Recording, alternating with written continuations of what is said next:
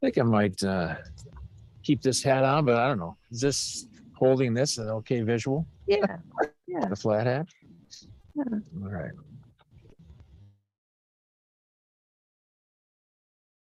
Wait, so Leanne should be able to hear you. Or you should be able to hear Leanne. So now I have an echo from him. Yeah, I could hear those repeated words. Stand by that. Maybe I can probably fix that. Leanne, can you hear me? I can hear you, and I was not hearing an echo when you all mentioned that. Okay, we've got some echoes going on, so hang on just a second. Okay. We're getting a delay Yeah. on the words. Is that better now? No. Oh, Steve, that's gonna be bad.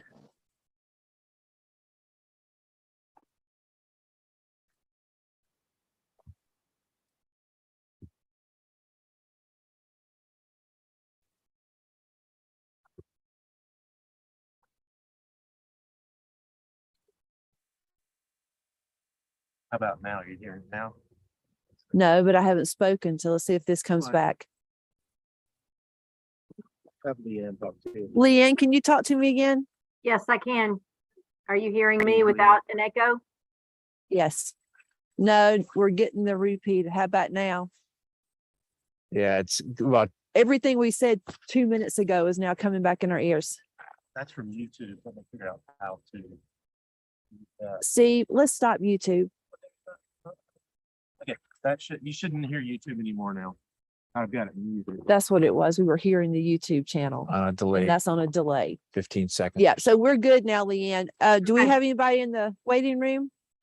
We have 3 in the waiting room, Okay, but it's not people I want to let in this early, so. okay. How many students you figure we have? We could have about 5,000. Okay. So we'll have quadruple that. 5,000. Well, we've got at least 5 schools that are live streaming to their entire school. So Where are they located? everywhere. Yeah. Yeah. So New Mexico is one of them. Florida is one of them. I think we had 400 register, 400 classrooms, but we had that list I shared with you yesterday, Leanne. I think had like 98 confirmed. And that Nice. was about 3,000 or 4,000 right there. So can you just confirm you just heard what I said that?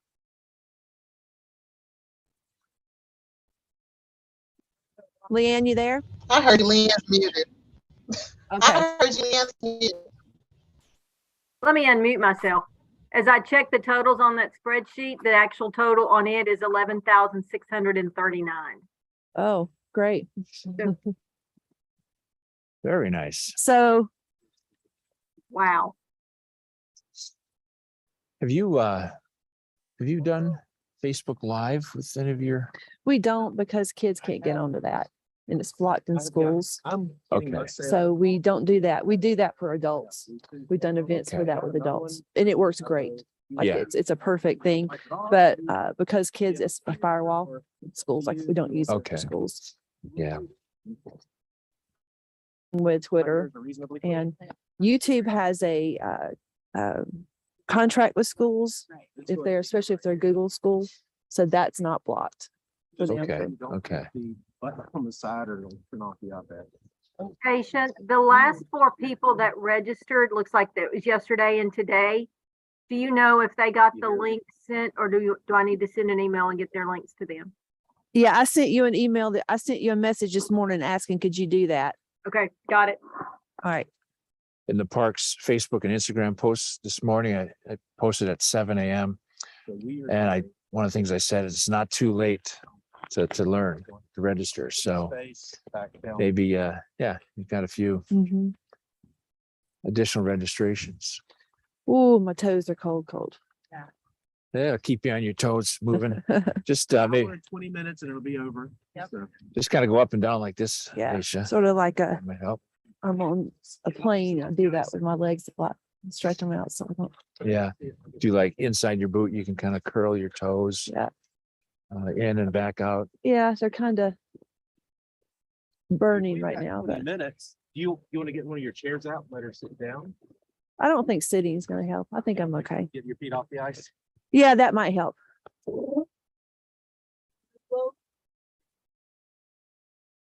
You just sit Oh, in the- no, that's too low. I'll never get back up. you can I'm just good. sit in the car and warm up. Yeah, I don't want to unplug again though. Yeah. Okay. We're good.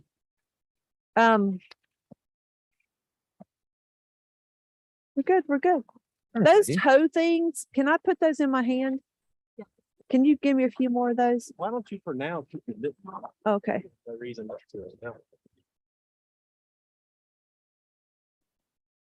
I can get out the other 2 floor mats for you in the front seat.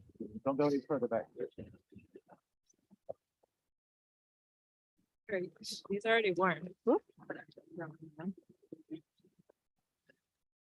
ahead and put those. You want a floor mat, Mark? Maybe. Doing okay now, but yeah. Let's see here. Let's do this. Wait, here, let me, I can, I Okay. don't know any cords on me. Put him right here. He's gonna get him one too. Oh, yes, okay. So this one's going on you. Yeah. Here's mine. Double format. Cool. Thanks. Gee, there's only.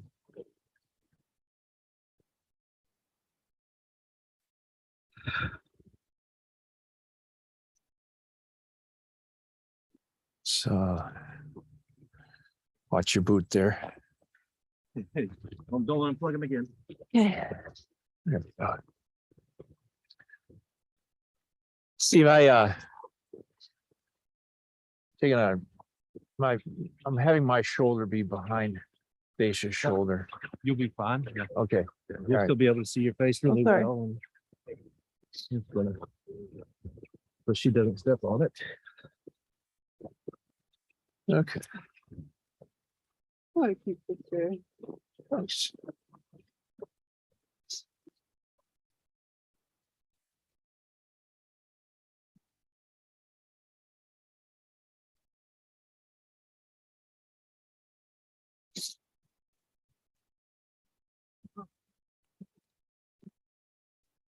I was like, that doesn't look like the lake. Not sure where she got that map from. What? Our Minnesota on the map on here is just scooched over a little bit. Oh, it's hanging out in Michigan? Yeah. Nice. Mena, Michigan. That's how it's reading it. Well, it's just Funny like the image. highlighted Minnesota shape. Scooch over away from the. From Minnesota. You want to cover your floor up with your scarf while you. We'll explain that. Stepping again, I didn't step on the other. So we are at 11:40, so 20 minutes. Okay. How was the Sunday night snowshoe? Oh, beautiful. There were so many stars. There were so many. They just came out just for us. Yeah. We had 14 people. Okay. It's pretty good. Yeah, that's good. So funny, you could hear me. Oh, through. You got an earpiece in now. Okay. That's fun. How far did you go on the Oberholzer? We did the whole thing. Oh, sweet. File stayed really good. I turned on my red light, but that was the only flashlight I think we used the whole time. People Okay. really focused on walking slow and staying on trail. We had a few falls, Okay. but it's so packed Am I muted? Yeah, kind of slick. You want to be? Sure. Am I muted? Yeah. I did run away. Everybody's on. Woohoo. We're all Can you on. hear me? Turned you off when you walked away. Thank you. Lynn, how warm is it there? Well, when I got out of my car a minute ago and came into this school, it was 68. Oh, What'd you say? 68. 68. What town, Leanne? Columbia, Tennessee, we're about 45 minutes south of Nashville. Okay. Yeah. You're on the warm side of the front that's going to be coming across the country. Uh-huh. Yes. We had the tornadoes last week. Daisha was texting me one day and I said, wait, tornado warning. I'll get back to you. You're Oh safe. my. So, At our house in North Carolina on Thursday, it's supposed to be 85 degrees, which is the record high for the day. So Yeah. Wow. not looking forward to that. Did I It's forget what 7 town are you guys in? Durham, right in the middle of the state. hey, Daisha, in Yeah. case it matters, the pink jacket with the gray scarf and hat, it's a really good look. Thanks. And it's Maybe probably going to do reason that this you are- too. You are definitely a fashion plate. Thanks. Well, that's what I needed to hear. I got this up too. Just Well, let me get back so she can see. Brianna, look at this. Look at is the that. logo centered Like on a my supermodel forehead? with the gray bands and the fur No. coat. that way more? So Steve in the iPad right now, he's only halfway in the photo. He's not standing shoulder. He's going to stand with his shoulder behind. How's you. this? Better? I can You see see, all three of them? Okay. I can see, no, the lady on Dacia's right, I can see like half her nose. Is that better? Nope. 'Cause I'm seeing all three of them in what we're broadcasting. Oh, see, look at this. Okay. Now I've got the thing, I've got it pinned. Now, I mean, she's weaving back and Is that forth back and I here? can see her I just eye. adjusted the camera. And there's empty space between the gentleman and the edge of the screen. Like I've got all of him and plus How's that? Is that better? I didn't see a change at all. Changed in our monitor. Yeah, it did. Mm-mm. Wonder if they're looking at this one.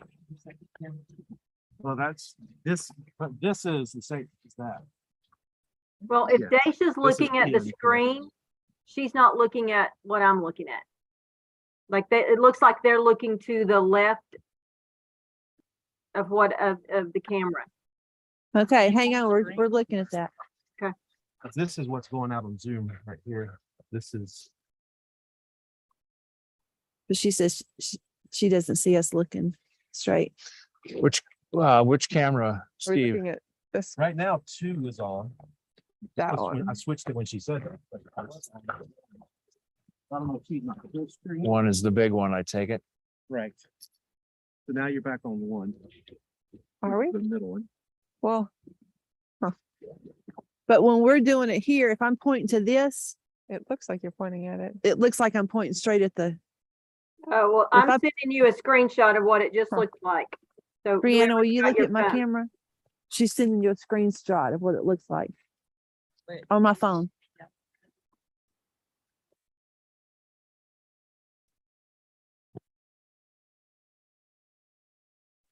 That's that one. The center, okay. So we're on the center one right now. It almost seems like we all should move about 4 inches to the right. That's the one camera. Well, That's the the cameras can be adjusted. Yeah. Okay, it says it's sent. Oh, interesting. It is a little cut off. Okay. Lots is a little bit cut off on this. Hmm. I was thinking her picture may be off the screen. Let's see. Can you put your Zoom on speaker? Leanne, Yes, if you have it on speaker now, so it should be full. You still see half of us?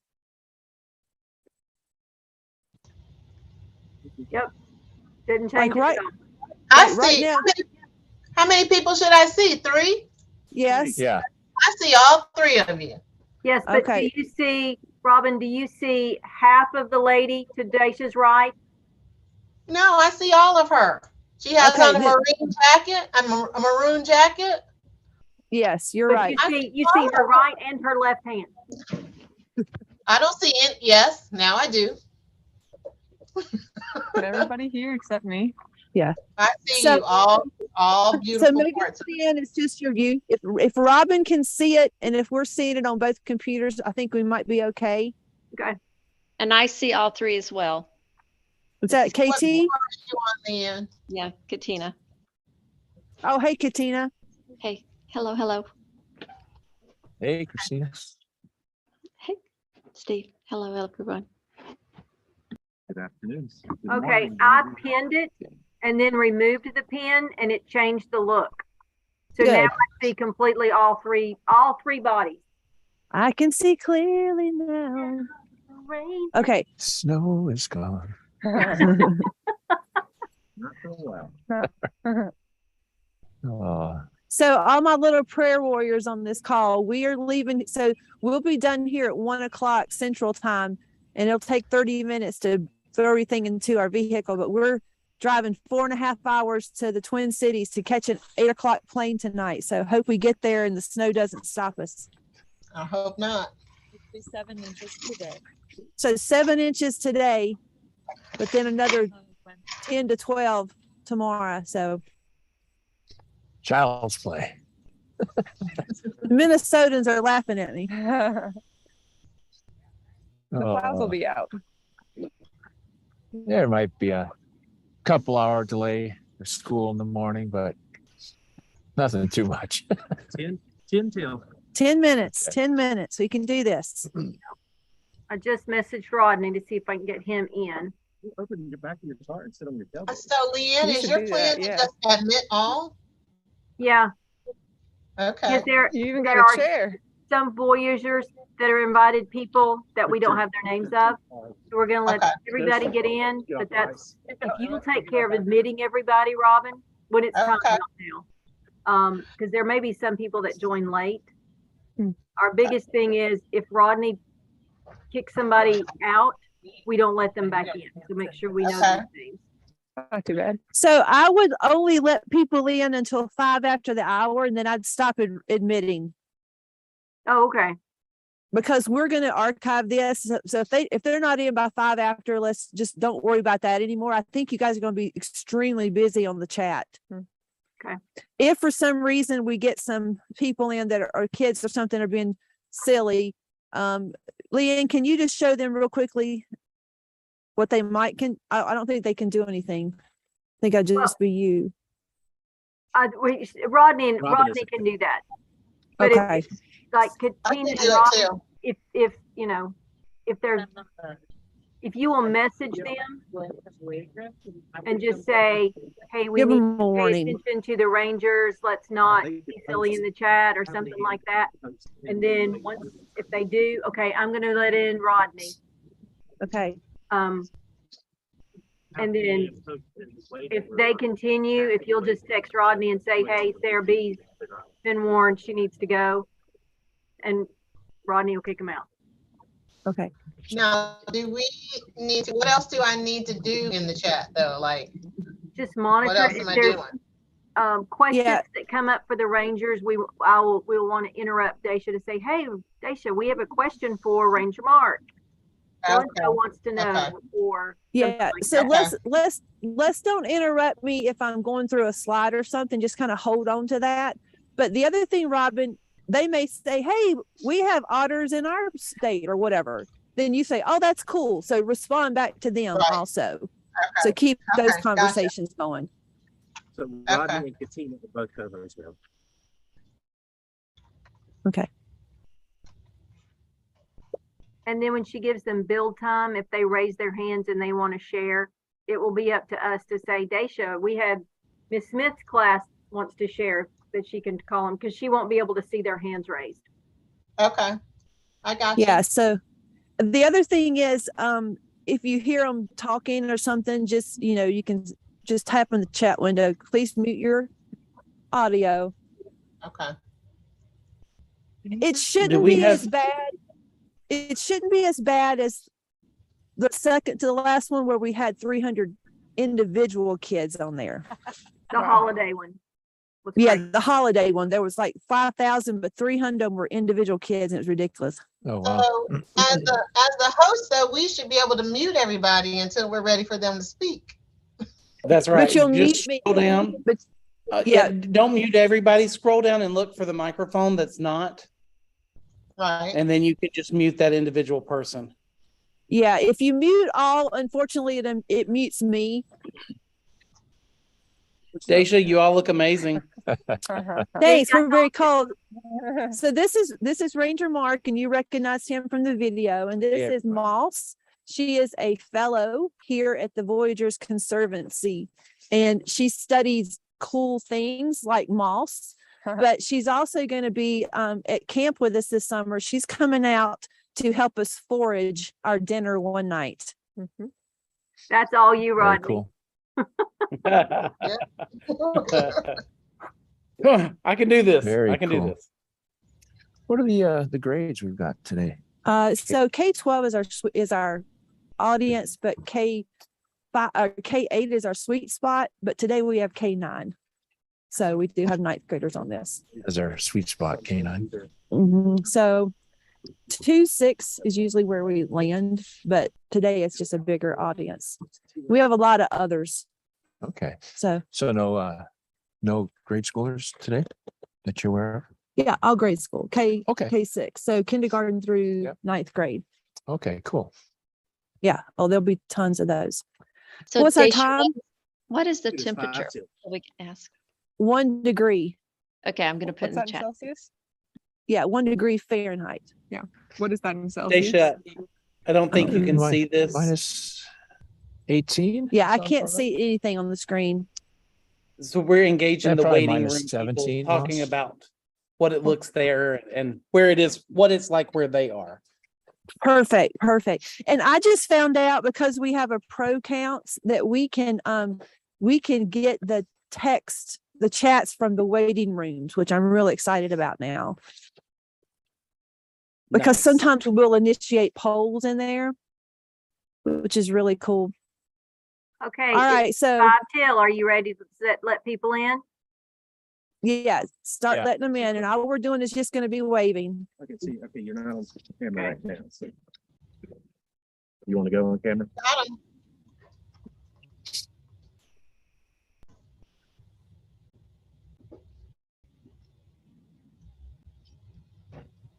But you're on now. Hey kids, welcome. We're excited to see you. Come on in. We have some amazing chat hosts today that will talk to you in the chat. Make sure you're coming in muted. Teachers, thank you for spending part of your day with us.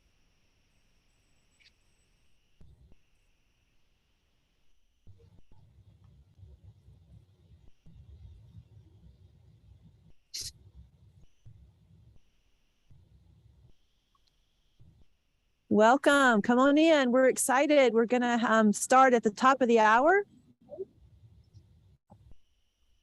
Looks like we have Pensacola coming in at 73 degrees. Nice. I will think those warm thoughts right now, because we're at 1 degree Fahrenheit, 17 degrees below 0 Celsius.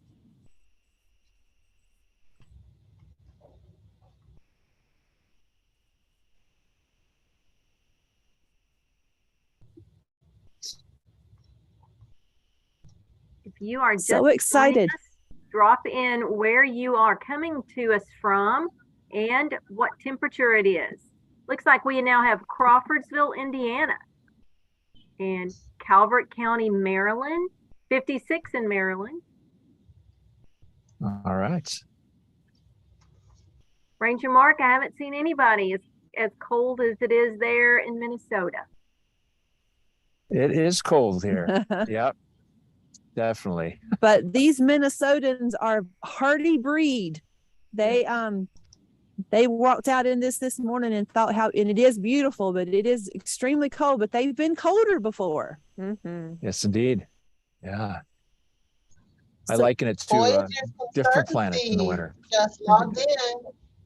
Oh, nice. Nice. Oh, Atlanta, Georgia's coming in there. New Lenox, Illinois is joining us. Illinois is in the California. house. Welcome, welcome. We have Northern California joining us as well. Hey, Northern California. All right. Nice. Glad you're here. We're expecting a blizzard this afternoon, a little south of here. 17 to 26 inches was the last broadcast or forecast for that. So we are waiting for that to come, and we're going to try to get out of here. We're going to leave them in the cold, but we're going to try to get out this evening. But we're glad you're here, everyone. We're actually going to start at the top of the hour. We have two Minnesota groups here, one in Waite Park and one in, I believe it's Chaska, Minnesota. Chaska, Minnesota. Chaska, Minnesota. Chaska, My okay. Minnesotans are correcting me on these beautiful names in Minnesota. Welcome to our Minnesota folks. You're looking at us and probably think I'm overdressed. We have Central Pennsylvania. Oh, Miami Springs, Florida, 82 Miami, degrees. Florida. Nice. Excellent. So we're actually standing on the lake, but I'm standing on car mats right now. We thought that the car mats might insulate our feet just a little bit because my toes are frozen and burning, which I don't think is a great combination, but doing it for you kids. We're here for you. As long as you feel something, you're good. I do feel something, Ranger Mark. So Good. that's very cool. That's a good thing. Albuquerque, New Mexico just joined us. Albuquerque. We've had Albuquerque in the house every Zoom for the last 2.5 years. Tell me who the name of that teacher is. I think I know. Mrs. Sandoval. Miss Sandoval. Miss Sandoval, as you know, we're coming to see you this fall. You guys have won one of the spots for Crossing America Live.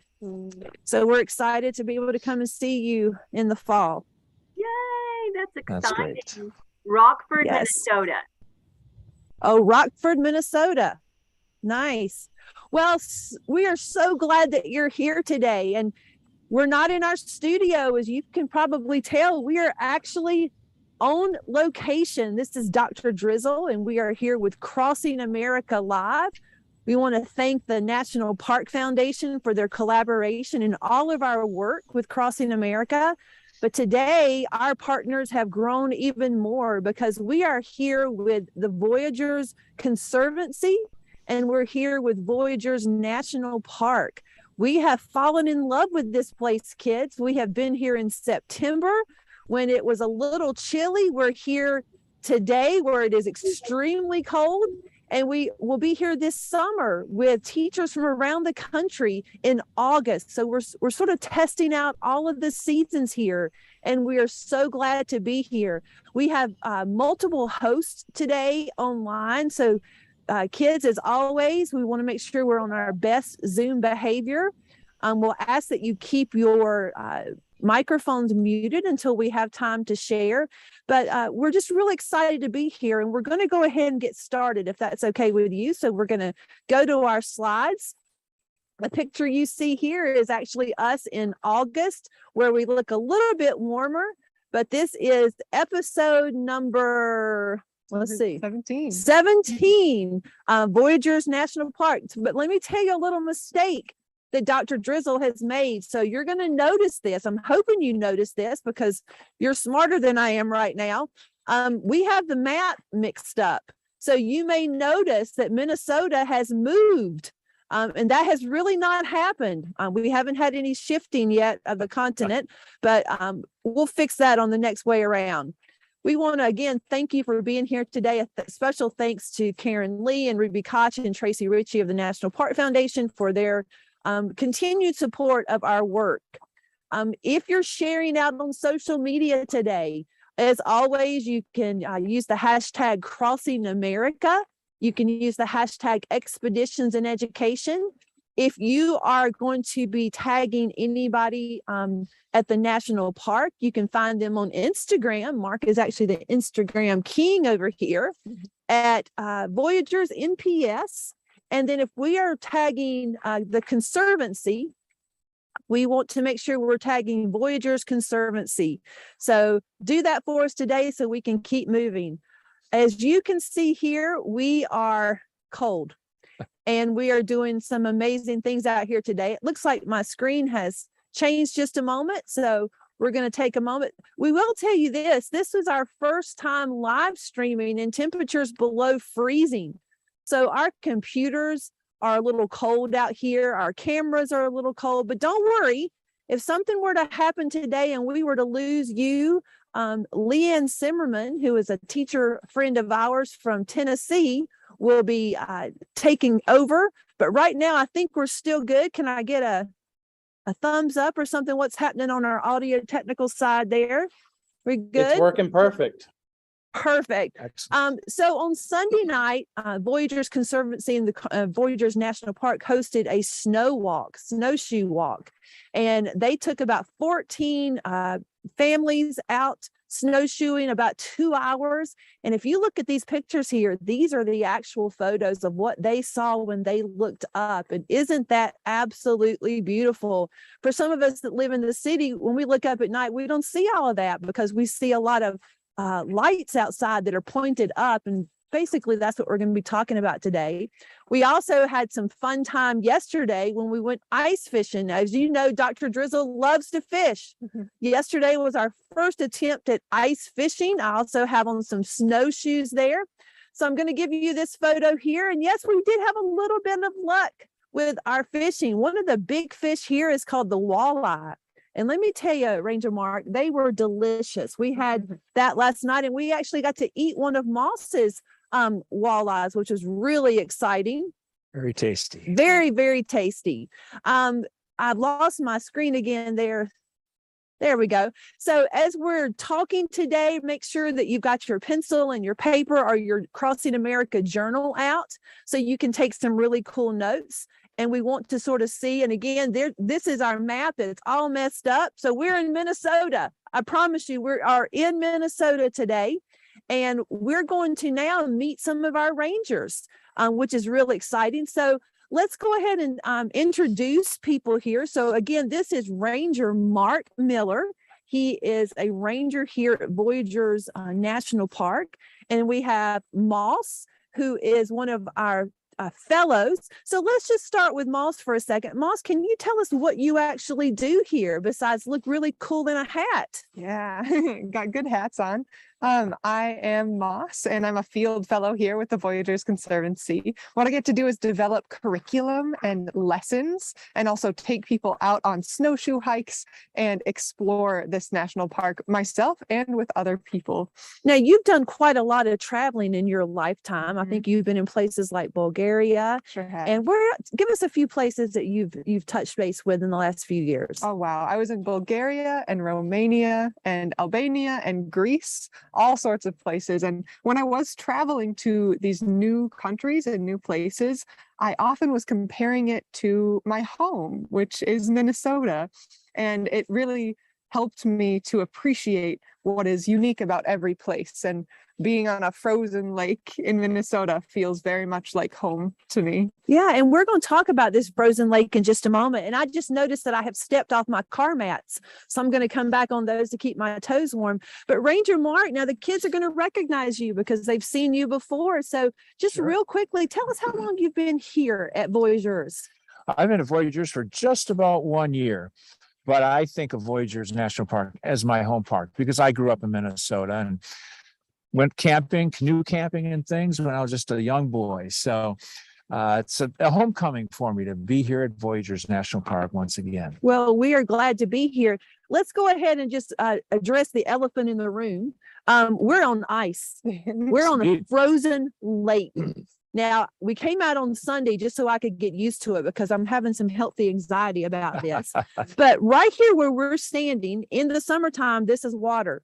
And there's people out here doing water sports. But tell us correct how much ice we're standing on now and can you alleviate my fears just one more time? Most certainly. We are on approximately 3 feet of ice thickness right now, which is more than enough to support, I'm counting 4 cars right now, right out in front of us. But there's also an ice road. We've got pickup trucks going back and forth to their ice fishing shacks and all kinds of things on this plowed ice road. So plenty of thickness to support a lot of weight. Well, that's very heartening. Like I feel better about that. I also noticed we had some really loud sounds out here earlier, and that scared me a little bit, but that's an okay thing too, right? It is, yeah. When you hear cracks and pops and booms and things like that, it's all part of the experience. It's pressure changes basically happening with the ice as temperatures get colder at night and warm up a little bit in the daytime. You'll hear some of those pressure changes affecting the ice and producing those sounds. That's one of those beautiful sounds that makes up part of the experience. I'm learning to like it a little bit better than I did when we first got here. Now, I don't know who wants to answer this one, but there's fish underneath us. Oh, yes. Obviously, I didn't find many of them yesterday, a few, but what's happening with them? Are they safe? Oh, I know this one. I used to be worried about fish when I was younger too. I knew that the lakes that were close to me would freeze and often freeze really thick. I didn't know what would happen to the fish and the turtles and the frogs that often lived in these spaces, but I learned that the fish are just fine. They go deeper under the water and they're able to rest a little bit in the winter, kind of like we do, but they still swim around. We saw them swimming a little bit yesterday while we were fishing, but they are perfectly safe. They just go under the water and hang out until the ice melts. Well, let's talk about this ice fishing that we did yesterday. So we were actually in an ice hut. So you would think that you would just be sitting out on a stool.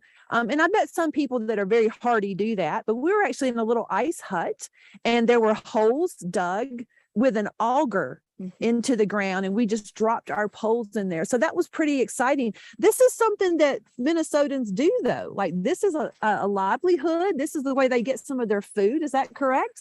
Definitely. Yeah. It's ice fishing is a pastime for a lot of Minnesotans and people that live in the North Woods, the upper Midwest. Also snowmobiling, cross-country skiing, snowshoeing. There's all kinds of winter activities that you can do here in Voyageurs National Park and across this whole part of the country. Well, are there any other animals? I saw that earlier this morning, you guys were gathered over there looking at tracks. What do we think we found here?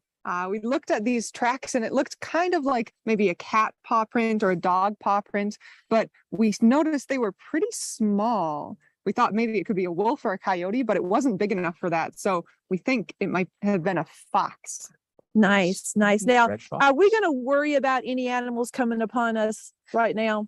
We don't have to worry about that today. Maybe a few snowmobilers on this trail behind us, but they're going to stick on the groomed snowmobile trails. If we're fortunate, who knows? We might see some gray wolves running along the shoreline. That's always a possibility. What we have directly behind us is the Kabetogama Peninsula, which is the core of the wilderness area, if you will, of Voyageurs National Park. So we might be fortunate and see some wolves running behind us, but they won't bother us today. Well, kids, I just realized something. You know, when you realize something after it happens and you think, I can't fix this. Well, I think I've just done something silly here. I think I forgot to give the video to our cameraman. So we're not going to be able to watch the video that we were going to look at right now. But here's what we are going to do. I'm going to ask that you think about some words that you've just heard about. So let's go back to me for just a minute, Steve. Think about some things you've already seen today and heard about. And I want you to start jotting some of those things down, like tracks and wolves and bears and cats and dogs and fox and fish and maybe the walleye. So let's make a list of some things that we have heard about today. Maybe the loud cracks that you've heard, maybe the ice fishing piece.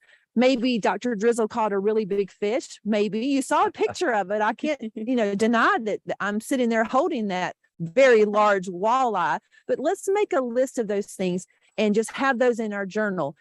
But I really want to talk about something special here at Voyageurs National Park.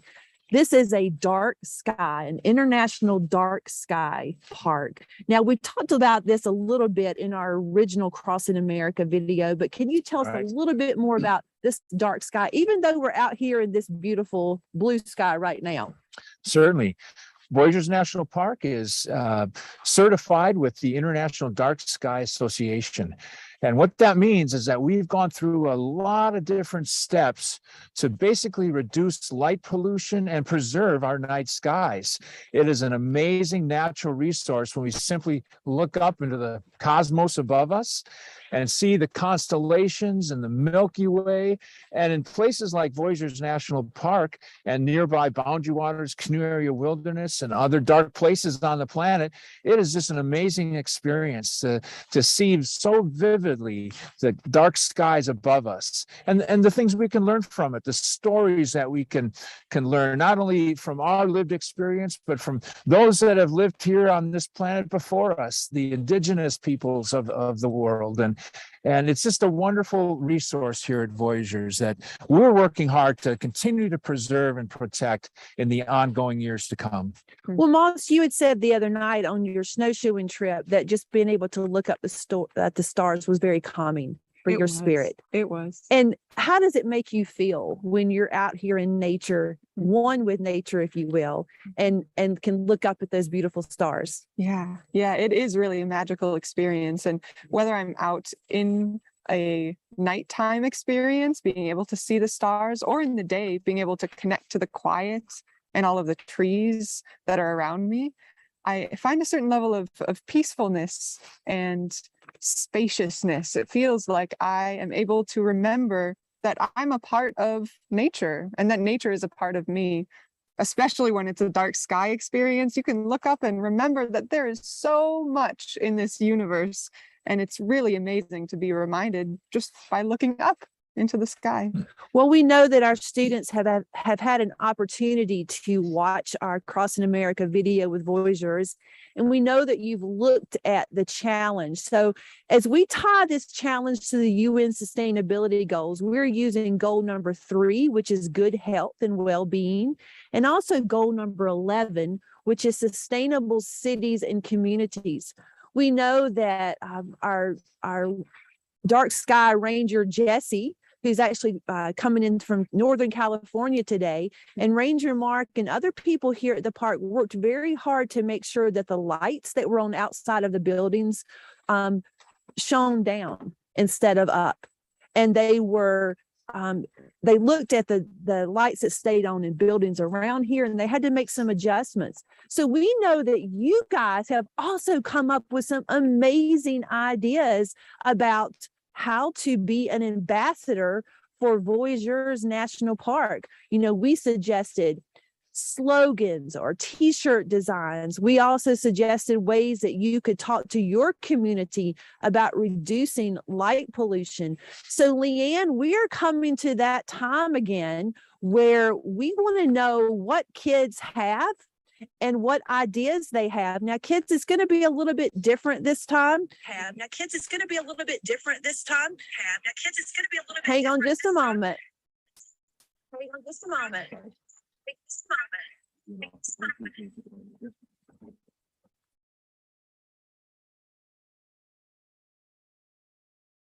Two. So Leanne, can you unmute yourself for a moment and just tell me if you are ready to start introducing me to some students? I am. I'm waiting for some hands to be waved or raised, and we will listen to ideas. So kids, they can be ideas that you have to make Voyageurs even a better dark sky park, or it can be ideas that you may want to have that you want to use in your own community to make the dark side or dark skies more accessible to everyone. Or it could be just another question you have for Ranger Mark or Moss. So I will stop talking for a minute, Leanne, and let you give me someone.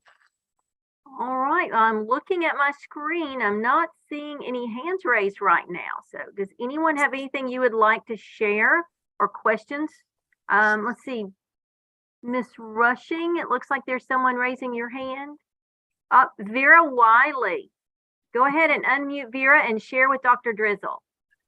This is Mrs. Neal, and I have a student here that suggested that we make sure we turn our lights off at night to help reduce the light pollution in our community so we can better see our stars.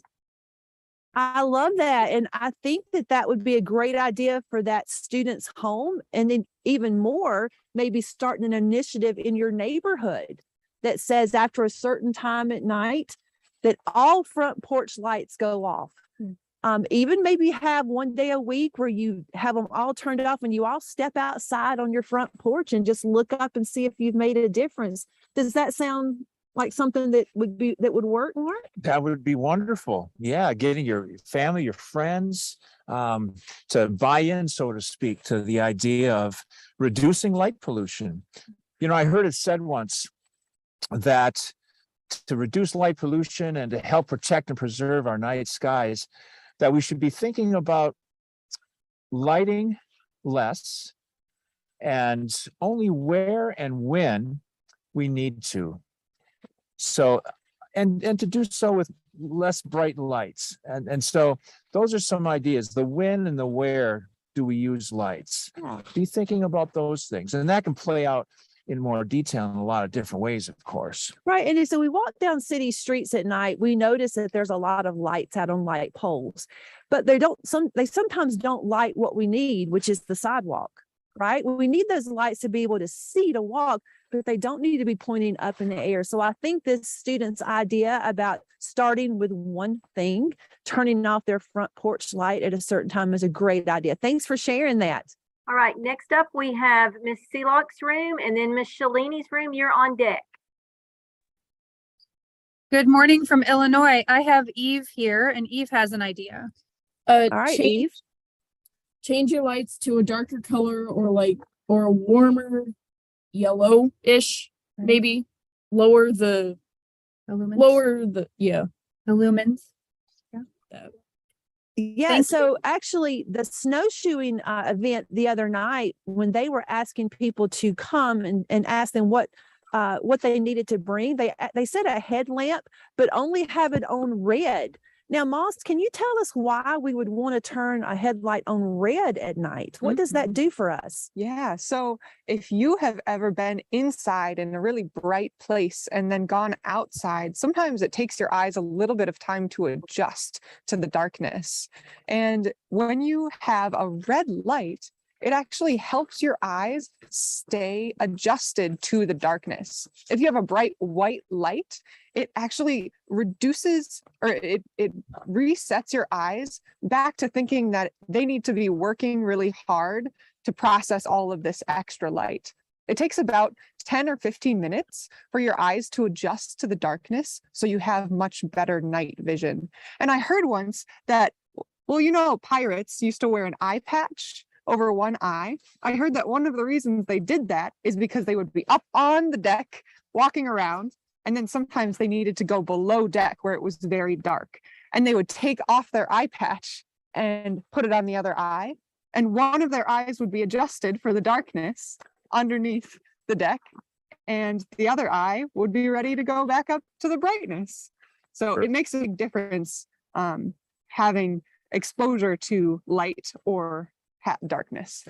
And that might be something that would even help people that have low vision problems, that you change light bulbs out so that they're not so bright. I know that in some classrooms, teachers will change their lights to a dimmer hue or even put tissue paper over their lights so things are not so bright. So thanks from Illinois. That was a great suggestion. Next.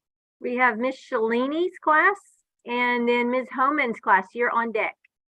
Hi there. We're also coming to you from Illinois, and I have Brady and Fiona here. Brady has a quick idea of ways to reduce light pollution, and Fiona has a slogan she'd like to share. Nice. So my first idea is to set a timer of when you need to turn off the lights. And then my second idea is to know when you have to turn off your lights and tell your town, city, or village when you need to turn off the lights. Great. And Fiona's got a quick slogan for you to throw in there. Turn off the lights so the stars are so bright. Turn off the light so the stars are still bright. Fiona, I love that. That's beautiful. It's awesome. And I also want to speak back to the first young lady's idea. You did two things really cool there. One is you decided that you would set a timer for your own personal use to know when to turn lights off. But then you did something else. You reached outside of yourself to say that you would share that with your community. And I think that's important. One idea is great, but when you bring other people in to share those ideas and to inform them to do the same thing, that's what we call a movement. And a movement can change the world. So we know it starts with one person, and then it can move. And then we could use that slogan to encourage a whole town. So why don't I give you this call to action? Why don't you do this in your classroom? See if you can get everyone in your classroom to maybe use this slogan and decide when they're going to turn their lights out. And then once everyone in your classroom does it and is feeling comfortable, then you can move to other parts of the community. Thanks for sharing that. It's awesome. All right, now we have Mrs. Homan's class, and Miss Madsen, you're on deck. Hello, everyone. We're from Central Pennsylvania, and I have a student who has a question for you. This is Riley. So, how do you know where to stand on the ice if the snow is covering it? So that is a great question. And I'm hoping that the answer is going to come from Ranger Mark, because he told me where to stand, and I'm trusting him because even though I swim, I don't want to take a swim today. So Ranger Mark, how did you come about knowing where we can stand? Did you just walk out here, or I bet there's some people behind the scenes that have helped you? There certainly are. We've got a lot of great people that work for Voyageurs National Park, including our maintenance division employees and our law enforcement rangers as well. And they are continually every day during the winter coming out onto the ice. They're digging holes with augers. They're checking the thickness at different places, and they're making sure that places in particular like this plowed ice road that we're standing on Black Bay in the middle of Rainy Lake continues to stay thick and safe. Now, just the other day, we did start to see a little bit of slush come up to the top of the surface of the ice, and that had to do with some pressure changes and different water levels changing underneath that almost 3-foot thickness of ice. But just because you see that slush come up, it doesn't mean that the ice is getting really thin. There's still good ice underneath that slush, but you don't want to walk in that slushy ice, nor do you want to snowmobile or cross-country ski through that slushy ice and get your feet wet and so on. So there's different things to look for. You don't want to see some of that yellow slush anywhere. You want to stay on, if you can, that clear blue, just almost see-through ice, and that's going to be some of the best ice. Now, when snow covers it, you can't necessarily see the ice itself, but we do those types of things to make sure it's a safe environment for people to come out here on the ice. And we also make sure that people are using really good common sense and that they follow rules. So as you come onto this ice area, there's a sign that talks about the ice road, and it tells you, when you can come and when you can't. So we want to be really smart. If you notice behind me, there are some risen snow drifts. So I think we call those berms is what we talked about. So that's something that I'm not going to go jump in right now, but that's also could be a hazard for our snowmobilers. So tell us about those berms and how we want to be safe out here. Sure. Here at Voyageurs, we have actually about 110 miles of groomed snowmobile trails that we keep groomed throughout the wintertime. And we have stakes that we will drill into the ice along the safe route that we've established on these trails. And so if you're snowmobiling, you want to be sure to stay right along those stakes. And that's going to be the route, the path to take, and keep you away from some of these snow drifts and berms and ice ridges that sometimes can form in the snow. So those are the things, if you're going to be safe on a snowmobile or like I say, other modes of transportation like skiing, if you stay on those groomed trails designated for that activity, you're going to be safe. That sounds great. What a great question. Thank you so much. All right, next up we have Jamie Madsen and then Oak Grove Elementary. You're on deck.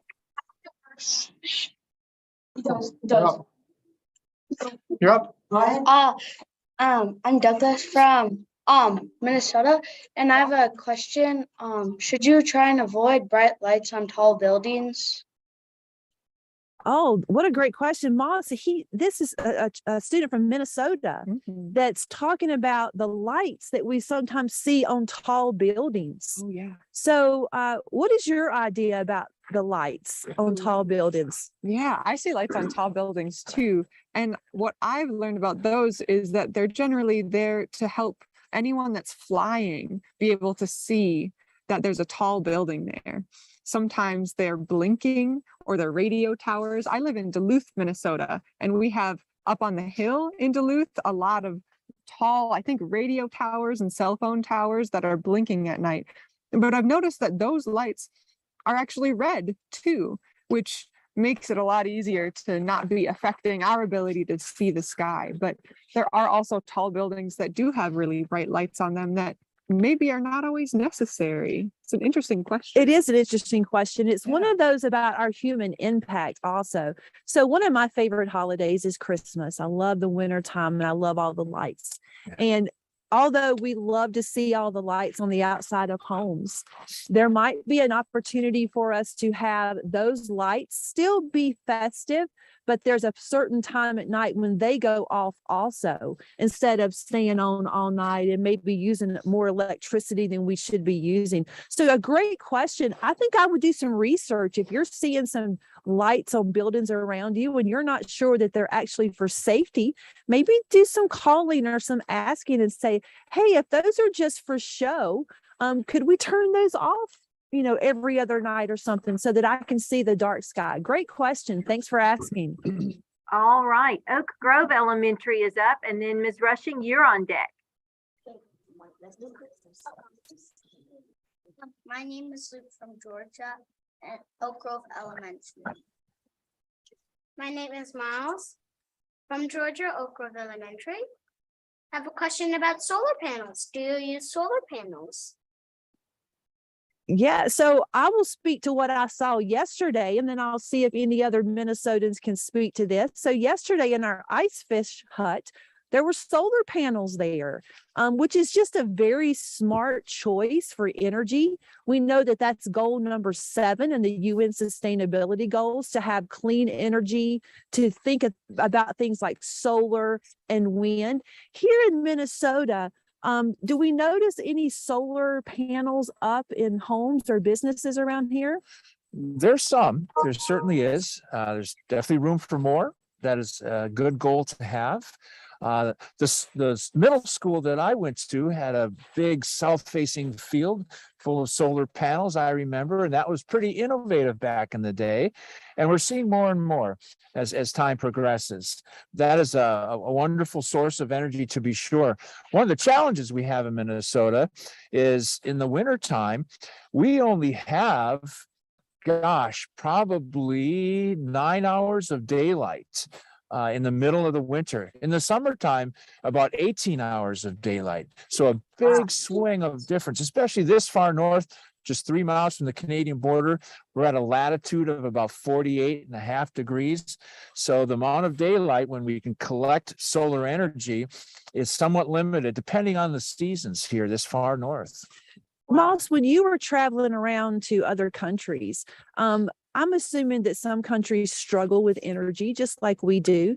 Did you see any opportunities that are any places that used any solar energy where you were? Definitely. Yeah. And when I was in Bulgaria, I went to some more remote places and they weren't attached to energy at all. I stayed in one place that was completely off the grid. And the way that they worked with that is they had one solar panel that we could use to charge our phones and things like that and turn on the internet for about 1 hour every day. I also learned that there were some places when they built their houses, would build their houses with the sun in mind. So they would use something called passive solar, where they would build their house. So a lot of the sun would come in during the day to actually help heat their home. And often they would have a tree in front of that place too. So in the wintertime, sun could come through. There wouldn't be any leaves blocking. And then in the summertime, the leaves would come out and then create shade over the big window that they had created. So there are so many ways to use the sun. Absolutely. Mhm. If you've never tried building a solar cooker before, we encourage you to do that. You would need some type of box, a shoe box or a pizza box is really good. Some black construction paper, some aluminum foil, some plastic wrap, and you can actually build your own solar cooker, take it outside, set it down and roast your own marshmallow or melt some chocolate. And I'm telling you right now, hot chocolate sounds really good to me. Can I tell you, it's cold out here. I think my toes are still burning, which we know that that's a good thing. Yeah, But you can feel something. great question about solar energy. And I like that you're caring about your future. Thanks for sharing that. We All have right, we time have- for just a few more, Miss Zimmerman. Okay, we have one more from Oak Grove, and then we've had a couple in the chat, and then Miss Rushing is up next. So Oak Grove, Okay. what's your last question? Okay, so maybe speak up. Maybe you could use more electric cars and hybrids, so you use less gas, which causes exhaust to make the sky less clear. Wow. So we've gone from turning off lights to now talking about keeping the sky clear by having less pollution, just like regular pollution, car pollution, smoke pollution.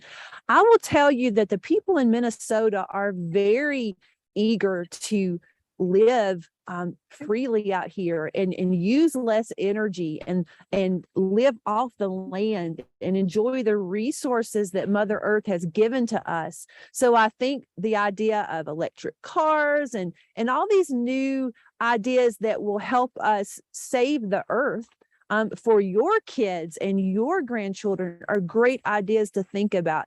Thanks for sharing that. I'll have to talk to Mr. Jones and see if we can get an electric car anytime in the future. All right, Miss Rushing's class. Hey there, I have Joshua and he has an idea of just something he can do at home to help reduce light pollution. So Joshua?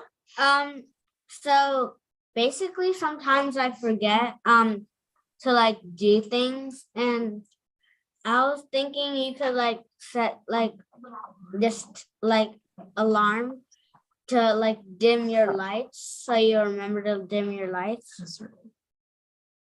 I love that. And Joshua, I'm that type of person too. I forget to do things.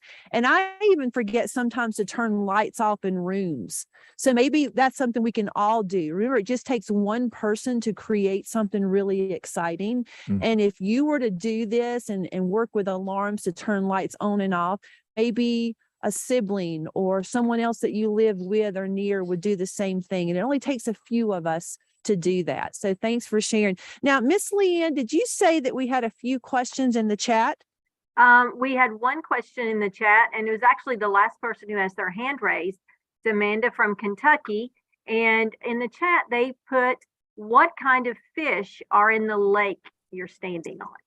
Yeah, so I'm learning this too. So I'm going to tell you three fish that I know that live in this lake that tried to bite my hook yesterday. The walleyes, which are very mild white fish kind of, we had that last night. The tulibies, and then also we found some perch. But what other fish might we find here? Sure. We've got some really large fish as well, such as the northern pike and the lake sturgeon, which can grow 5-6 feet long. They're huge fish. This time of year, one of the types of ice fishing is known as spearfishing. And I've got a neighbor that goes out every day to spearfish and cuts a big hole in the ice, and he watches sometimes these huge northern pike swim by underneath. And he hasn't caught a lake sturgeon yet this winter, but some very, very large fish here, and very important fish as well that go all the way back when the Ojibwe peoples lived here, and the indigenous folks, they would often spear sturgeon in places like below the Whitewater Rapids of Kettle Falls. And so the different types of species are very important to different groups of people all seasons here at Voyageurs National Park. Moss, I know that the walleye was important to you yesterday. Sure was. Because you caught this beautiful fish, but then what did you do last night with this fish? With this fish, yes, I said thank you to this fish. It was really exciting. It was actually the first fish I've ever caught while ice fishing. I'm so glad you got to be there for it. And then we took it to a friend's house and he helped us clean the fish. So take off the skin and the scales. And then we breaded it up and cooked it and ate this fish that I had caught. It was so exciting. It was. And I noticed that you sort of just looked at the fish and talked about how earlier today it had been alive, but it was now giving you sustenance and energy. Mm-hmm. And I love that you were thanking the fish for having this relationship, if you will. Mm-hmm. This very nice. Thanks for that question. And how are we doing, Miss Leanne? We have one more person with their hand raised, and then we have one more in the chat. So. All right, we will go with those two last questions.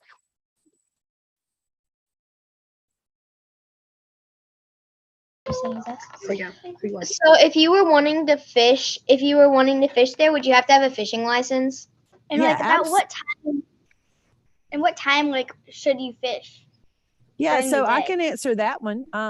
So if you're going to ice fish or if you're going to do any type of fishing here, you're going to have a license. So my husband and I went to a local store and we told them we wanted to fish for 24 hours and we got a license there. I heard from some amazing fishermen yesterday who allowed us to use their hut that dawn and dusk are really good times to catch fish when you're ice fishing here. Does that sound about right to you? Yeah, that's very true. And even in the summertime as well, you get that change of lighting that happens at those moments in the day, beginning of the day and the end of the day.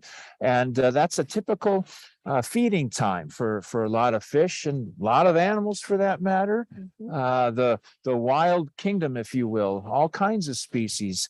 That is a very common time to feed. It's actually a reference to my favorite word, or one of my favorite words, which is crepuscular. And crepuscular means most active at dawn and dusk. Yeah. Nice. So I am not crepuscular because I'm not most active at dawn or dusk. I have most of my energy just during the day, but that's a great question. And Leanne, I think we had one last one. One last one from Thank the you chat. so much. You're very welcome.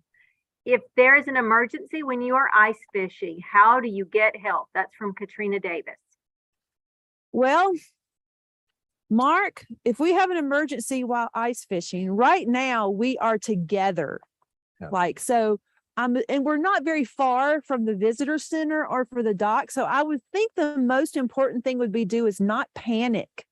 Now that sounds a little bit easier than said, right? Yeah. But I think not panic and try to get near to the ice where you can pull yourself back up and then get into some type of warm place very quickly. Mm-hmm. Because we are at risk out here, even today, from hypothermia. We've had our noses uncovered for a while and sometimes our fingers. So hopefully we'll never get in that situation. But if we do, be very smart and be as calm as you can. That's a great question. You know, one of the things to keep safe is to prepare ahead of time to be safe, to dress in layers of warm clothing like we've done so today. I'm wearing a stocking hat right now instead of this colder flat hat that I normally wear as a ranger, just so I can keep a little warmer. But also, you know, checking the weather before we go out to ice fish or ski or snowshoe or snowmobile. Checking the weather ahead of time is a good idea to see if any storms are coming, which we have one coming later today. These are all good things to do in advance to stay safe as well. So safety happens before you go and enjoy an activity, and during and after as well. Absolutely. Ms. Zimmerman, I'm not sure if I can get to my PowerPoint now. I'm going to try to turn it on and see if I'm on the can you tell me which, You are on your connection slide. I'm going to Now keep you're on- moving. You just moved to the thank you slide. Okay, so let me go back to the flip slide for just a moment. Is that what you see right now? Now, what, there it is. Okay, Now we're on the so flip. students, what we want you to do is we want you to think about how we can save the dark skies where you live and how you can help us solve this engineering design challenge. We want you to share it on this flip code. So I have my teachers right now that are going to drop that into the chat window. Teachers, as soon as you get that in the chat window, would you go ahead and write that down? We're going to ask, I have it set for 2 minutes, so we can have students share their ideas for up to 2 minutes with the Voyageurs Conservancy and with the Voyageurs National Park. And I would encourage, if you've already shared, that you do it again so we can have it on video, because my eyes are frozen shut almost, so I didn't get to see everything. But we want just thank you for being here today. We also want to thank you for just this great year so far of Crossing America Live. Teachers, if you haven't seen some of our other episodes, we ask you to go to the website that you see on your screen right now, expeditionsineducation.org/4th grade, and you will find over 145 different videos and opportunities to share. I want to thank Ranger Mark and Moss. And behind the scenes back here, my husband, Steve, that you guys have met before, and also Brianna Trieg, who is the go-getter behind the Voyageurs Conservancy and the reason that we're actually here today. She brought us out here. I want to thank you for making opportunities to help solve world problems, because we know that you're the ones that are going to be able to do that. And above all things, we're going to encourage you again to be a good human, be kind to one another, listen to one another, speak up for those who can't speak for themselves. So on behalf of Expeditions in Education, the Voyageurs Conservancy, and Voyageurs National Park, this is Dr. Drizzle and her frozen penguins, and we're out of here. Have a great day. Bye, everybody. Bye-bye.